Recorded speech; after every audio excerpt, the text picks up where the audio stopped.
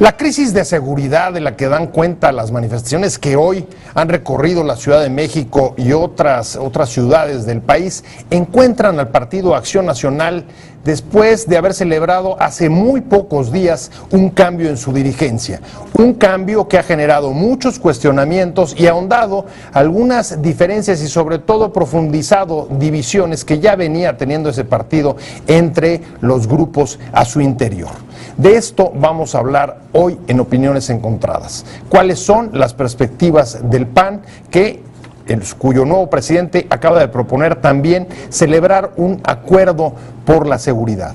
¿Cuáles son las oportunidades, los riesgos? Ayer lo preguntábamos del PRD y luego lo vamos a hacer también con el PRI respecto del periodo electoral que acaba de ser inaugurado el pasado día 7. Estamos en Opiniones Encontradas, soy José Buendía, gracias por estar con nosotros. Vamos a ver algunos datos de contexto y regresamos aquí a esta mesa para tener nuestro debate de todos los días. El PAN arrancó el proceso electoral hacia las elecciones del 2015, marcado por la controvertida decisión de Gustavo Madero de salir de la dirigencia para buscar una candidatura de diputado y a encabezar la fracción parlamentaria de su partido hasta 2018. La decisión ahondó la división interna, que es uno de los mayores riesgos para el PAN hacia el 2015, cuando trata de competir fuerte contra el PRI para alcanzar 7 de las 9 gubernaturas en disputa, así como la mayoría en la Cámara de Diputados. Entre las oportunidades que ve el PAN para su oferta está ofrecer revertir la reforma fiscal que ha generado inconformidad entre empresarios y clase media, además de empujar una consulta sobre el salario mínimo. El presidente interino Ricardo Anaya se estrenó en el cargo en medio de la crisis de seguridad por el caso de los estudiantes desaparecidos en Ayotzinapa y ofreció firmar un acuerdo político para tratar de impedir que lleguen al proceso candidatos vinculados al crimen y evitar también la desviación de recursos públicos en las campañas. Tanto Madero como Anaya han respaldado la política de acuerdos políticos como el Pacto por México y las alianzas electorales, dos de los puntos que mayores críticas han levantado de parte de su oposición interna, que considera que quien más se ha beneficiado de ellos es el gobierno de Peña Nieto. Posiciones. Número 1. Ricardo Anaya, presidente interino del PAN, afirmó que su partido estamos listos para firmar un acuerdo nacional de blindaje contra la intervención del crimen organizado en la víspera del inicio de nuestro proceso. Número 2. El senador Ernesto Cordero dijo que la decisión de Gustavo Madero de pedir licencia como dirigente nacional muestra que su ambición no tiene límites y sigue pensando que el PAN es parte de su patrimonio, de su feudo y que puede hacer lo que le dé la gana. Número 3. Al contrario, el diputado federal panista Rubén Camarillo manifestó que proyectar a un hombre que ha ejercido un liderazgo tan importante como Gustavo Madero es una decisión estratégica que se está tomando. Yo estoy a favor de que Madero pudiera ser diputado en la legislatura siguiente. Número 4. La esposa del expresidente Calderón, Margarita Zavala, anunció que iría también por una candidatura a diputado y expresó que cada quien debe ver por los intereses del PAN antes de los propios, porque si no, todo va a acabar mal. Para adelante, de todos modos, el PAN contará conmigo de cualquier manera. Arrancamos con Opiniones Encontradas, gracias por estar con nosotros y vamos a hablar del PAN. Ayer lo hicimos del PRD y como le decía en la introducción, a el PAN lo encuentra el inicio del periodo electoral hace un par de días con una renovación de su dirigencia y, pues al igual que el resto de los partidos y el país entero, en medio de la crisis de seguridad que hoy hemos podido atestiguar simplemente con las marchas que han transitado por la Ciudad de México, algunas de ellas bastante nutridas y desde muchos puntos de vista impresionantes, y también en otros lugares del país. Pero es importante, y por eso la importancia de haber invitado hoy aquí a discutir a Mauricio Tabe. Mauricio Tabe, usted lo conoce, es presidente del PAN en el Distrito Federal. Muchas Mauricio, gracias, Pepe, por la invitación. Un gusto que estés con nosotros. Y vamos a tener también al coordinador del PAN en la Asamblea Legislativa, a Federico Dorin, que vamos a enlazarlo telefónicamente. La verdad es que el tráfico no le ha permitido llegar a tiempo, pero esperemos que en el transcurso de los próximos minutos podamos contactarlo telefónicamente para contrastar puntos de vista, esta vez dentro de miembros de un mismo partido. Vamos a arrancar, si te parece, Mauricio, en lo que logramos enlazar a Federico. Adelante, aprovechemos el tiempo. Decirte, en efecto, hay un cambio de dirigencia que ha sido bastante cuestionado, sobre todo dentro de los grupos que ya protagonizaban, digamos que cierta oposición a la presidencia de Madero en los últimos años. Pero, si quieres, incluso antes de entrar al punto de los cuestionamientos, me interesaría comenzar por lo más actual, que es entre el nuevo presidente, Ricardo Anaya, el presidente interino, y lo primero que convoca es, dice, hace un llamamiento a un acuerdo por la seguridad, habida cuenta de que los sucesos habidos en el Estado de México, en Ayotzinapa, en Guadalajara, incluso en Acapulco, con el homicidio, con el asesinato o la ejecución a el líder del PAN en la capital, en esa ciudad de Guerrero, pues colocan o se les viene encima este asunto de primer orden. Y entonces te preguntaría, ¿qué es, frente a esta crisis de seguridad, lo que debe hacer el PAN y lo que no debe hacer el PAN, pensando que desde luego lo que haga o no haga, pues se proyectará hacia los comicios ya, porque todos los partidos están, digamos que incluyendo las decisiones que tomen sobre asuntos de trascendencia nacional de cara a los comicios de 2015? Bueno, el llamado que ha hecho Ricardo Anaya, el presidente nacional, es a que cuidemos la selección de nuestros candidatos, todos los partidos, porque sí hay un riesgo de infiltración, no solamente de intereses, sino de el crimen organizado en la postulación de candidatos. A ver, tú eres presidente del PAN-DF, ¿cómo cuidarías que no se te meta un candidato con antecedentes o con vínculos con el crimen? Bueno, perfectamente tener el rastreo de los personajes que se van a lanzar, ¿no? De los personajes que se van a postular. No se vale lanzar a alguien y luego andar pidiendo perdón por tener funcionarios públicos que están implicados en delitos. En alusión al PRD. En alusión al PRD. Esto es grave.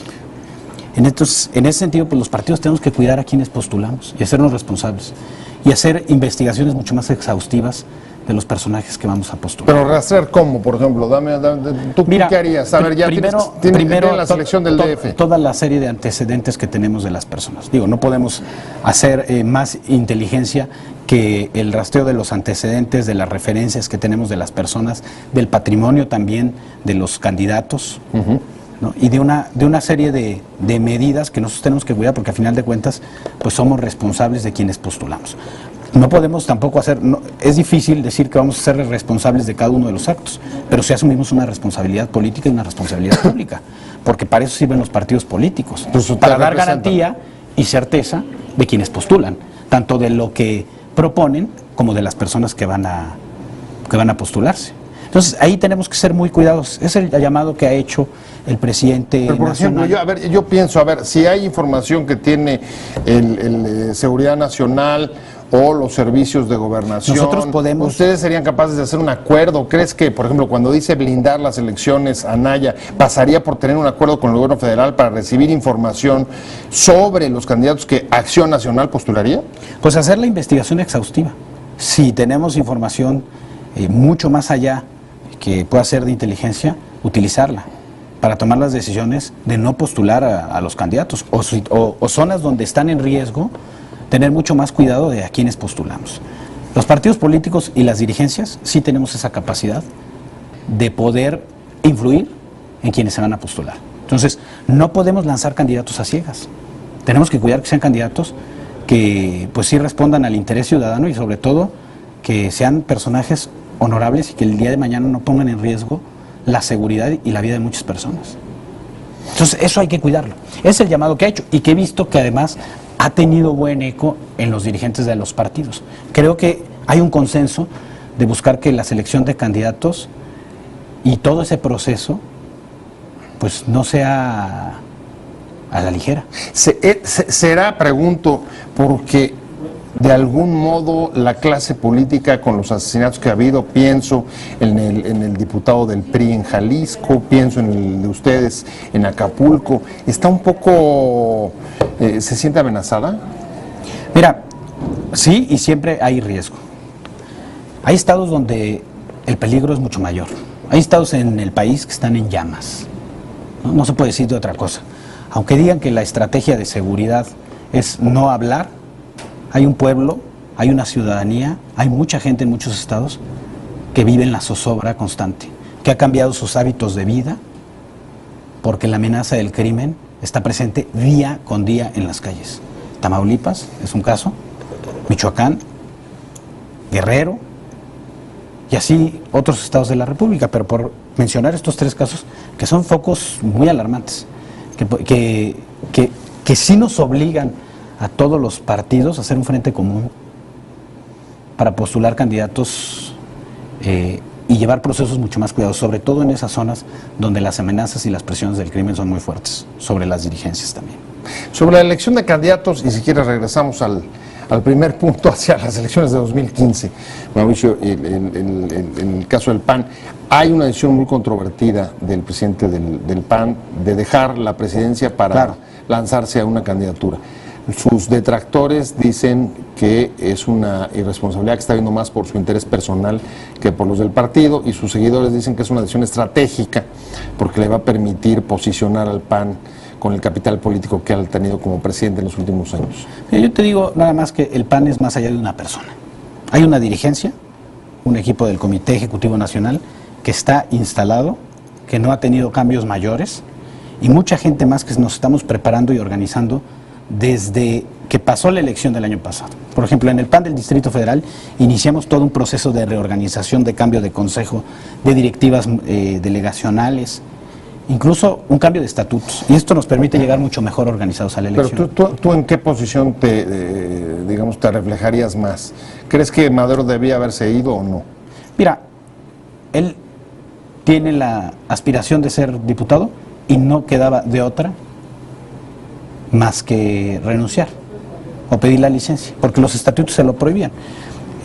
Madero trae muy claro en seguir en una agenda de reformas para México, en una agenda de diálogo y de lograr concretar muchos cambios estructurales que necesita nuestro país. Ese es el planteamiento que él hizo. Bueno, desde luego, nadie va a regatearle que fue uno de los impulsores del pacto, pero al mismo tiempo ese ha sido también un elemento de división interna y de cuestionamiento, porque algunos dicen, bueno, pues es que el PAN no ha sacado, no ha sido el principal beneficiario, el PRI ha ganado mucho más. No se trata de ver el beneficio del PAN, se trata de ver el beneficio de México. Esas propuestas de reforma, el PAN las impulsó en el gobierno y las venía impulsando desde la oposición. La agenda de competencia económica, las reformas en términos de competencia económica, que hoy generan un entorno mucho más favorable para la competencia. La agenda también de reforma de telecomunicaciones, las propuestas de reforma energética, la reforma educativa, la reforma laboral, la reforma financiera. Varias reformas que el PAN estuvo planteando desde hace muchos años. Ahora, es más, son históricas del PAN. ¿Hasta qué punto ustedes, sobre todo estoy pensando en los dos gobiernos panistas anteriores, pero particularmente en el de Calderón, pues tomaron, la cuenta de el efecto que tiene para el desarrollo de medidas como esas, las contenidas en el pacto, las que aprobó el PAN, sí, en medio de una situación de profundización de la inseguridad y de un cambio, o más bien un no cambio de estrategia respecto de lo que se venía haciendo en el sexenio anterior? Mira, ¿O difieres? Te voy a comentar otro de los temas, que la agenda de reformas que está impulsando el PAN no la íbamos a cambiar simplemente porque no estuviéramos en el gobierno. No padecemos de esa esquizofrenia convenenciera, en donde si estamos en una posición votamos por un lado y si estamos en el gobierno votamos por otro. La única reforma que nosotros votamos en contra fue la reforma fiscal, que aumentó los impuestos y le pegó a los bolsillos de muchas familias. Esa fue la única reforma que votamos en contra, y pasó porque el PRI y el PRD se aliaron para aumentar los impuestos y le pegó a la economía. Y se los dijimos, por ahí no va el rumbo del país. Eso no nos va a llevar a un... ¿Esa va a ser su bandera en 2015, Mauricio? Para nosotros es la defensa de la economía. Bueno, es la defensa de la economía y conectarse con empresarios molestos, con la clase media. Se dejó una economía que iba en crecimiento y de repente vino un freno durísimo y decidió los impuestos, no aumentar el déficit público, es decir, el endeudamiento, utilizar mejor el gasto público. Que acaba de sufrir el ingeniero Cárdenas en la marcha. en el Zócalo por Ayotzinapa, sino por la campaña que dice que lanza la esposa del expresidente Felipe Calderón Margarita Zavala pidiendo una reconstrucción del PAN. ¿Está conmoviéndose la clase política? ¿Está siendo cimbrada por los acontecimientos? Yo creo que, como dicen por ahí, no hay peor ciego que el que no quiere ver. O sea, la clase política y los que nos dedicamos a esta vocación, tenemos un serio nivel de desconfianza de la gente. Nosotros tenemos que cambiar el discurso y sobre todo que lo que digamos se traduzca en hechos, porque eso es el problema de nuestra credibilidad. ¿Y eso pasa por reconstruir el PAN como pide Margarita Zavala? Mira, ¿Tú coincidirías o no? ¿Y reconstruir qué? Te voy a decir, después de la elección ha habido un proceso de reorganización del PAN muy intenso, de cambios de dirigencia, de cambios de comités, de cambios de estatutos. Yo creo que el PAN ahorita está preparado y el PAN también está abierto para la competencia interna de quienes aspiran a ser candidatos, ¿no? Y bienvenida a la competencia interna. Nosotros somos un partido democrático que abre sus puertas a los militantes que quieren competir y a los ciudadanos también. Ahora, parte del llamado que hace a la unidad tiene que ver, a la reconstrucción tiene que ver con cerrar filas y recuperar la unidad que desde que salieron del poder se ha visto, digamos, debilitada o enfrentada entre grupos calderonistas vinculados con su marido, el expresidente, y la gente de Madero. Mira, si nosotros queremos hacer bien nuestro trabajo, tenemos que entender que el partido político no es propiedad ni de una persona ni de sus militantes. El partido político es un patrimonio de los mexicanos. Y así te lo digo. Si queremos salir fuertes, tenemos que salir unidos. El problema es que los dos grupos dicen un poco lo mismo. Y tiene que haber inclusión. Se acusan de querer manipular el partido o querer ejercer, digamos, de forma patrimonial. Mira, yo te lo digo, en el PAN del Distrito Federal sí estamos articulando y escuchando a las distintas voces de la sociedad y también del partido, para que estén incluidos, no en función de cuotas políticas, en función de capacidad y de los mejores candidatos. Porque aquí no se trata de tener contentos a todos adentro y luego de poner candidatos que nos den vergüenza. Desde tu punto de vista, ¿cuáles serían, digamos, que las 3 cosas que tendría que hacer el PAN hacia 2015? Mira, para nosotros muy claro. Definir muy clara nuestra oferta para la ciudad, en este caso nosotros. Estamos trabajando por la ciudad que queremos, escuchando las voces de organizaciones civiles y académicos para poder presentar una alternativa y que frente al hartazgo de los ciudadanos por el partido que gobierna tengan una opción y no que digan todo es más de lo mismo. ¿Y lo que no debe hacer? Y lo que no debe hacer es pelearnos internamente. ¿Y eso lo ves viable? Sí lo vemos viable. Estamos trabajando de verdad en un proyecto de unidad y sobre todo de un proyecto de fortaleza para la ciudad que nos identifique como una opción distinta a los otros partidos políticos. Estamos trabajando, escuchando. Mauricio Tabe, muchas gracias. Muchas gracias por haber venido a Opiniones Encontradas. Muchas gracias, en este día caótico en el que llegar aquí a la esquina de la información es francamente una aventura, es difícil. Lamentablemente no pudo llegar Federico Dorin por ese problema, pero de todas maneras, pues doblemente agradecido. No, pero te agradezco Mauricio, mucho el espacio. Pero sobre todo gracias a usted por haber estado con nosotros en Opiniones Encontradas. Ahí lo tiene, ahí tiene las opiniones de Mauricio Tabe, presidente del PAN. Te invitamos a seguir cuestionando la información con los siguientes videos.